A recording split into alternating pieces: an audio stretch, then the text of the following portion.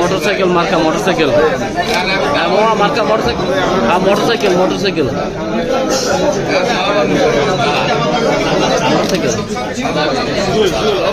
নাই তো ওইগুলো নাই তো ওইগুলো নাই তো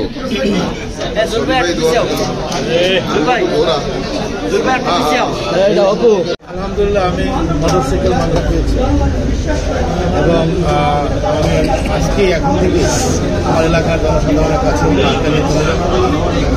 আমাদের যে সবাই বলেছেন কালো টাকার আমি অবশ্যই বলব যে প্রশাসনের এটি দৃষ্টি দেওয়া উচিত।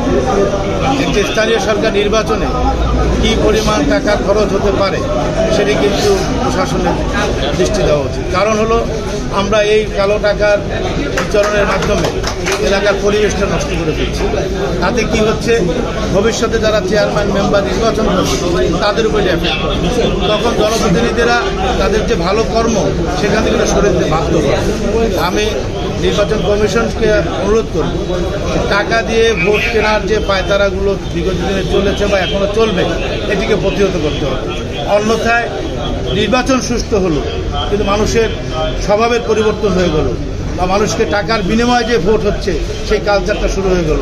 এটা থেকে বিরত থাকার জন্য আমি নির্বাচন কমিশন অনুরোধ করব এটি তারা যেন ভালো করে খেয়াল রাখেন এবং এটি যেন বরিশালে হতে না পারে। এটি যদি বরিশাল থেকে শুরু হয় তাহলে সারা বাংলাদেশ থেকে শুরু। নির্বাচন নিয়ে কোনো শঙ্কা আছে কিনা যে ম্যানিপুলেট করার বা এই জাতীয়? নির্বাচন নিয়ে শঙ্কা অবশ্যই থাকে,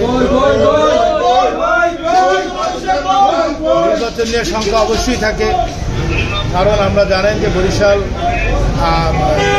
সিটি কর্পোরেশন এবং সদর নিয়ে একটি আসন এবং এই জায়গাটিতে অনেক বাংলাদেশের গুরুত্বপূর্ণ ব্যক্তিবর্গ বসবাস করে এবং এখানে তারা এখন পর্যন্ত সকলের নিরপেক্ষ আছে।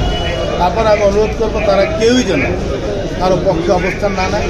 আমাদের প্রধানমন্ত্রী যেটি চেয়েছেন যে স্বতন্ত্র প্রার্থী যার যোগ্যতা আছে, যার জনপ্রিয়তা আছে সেই নির্বাচিত হবে।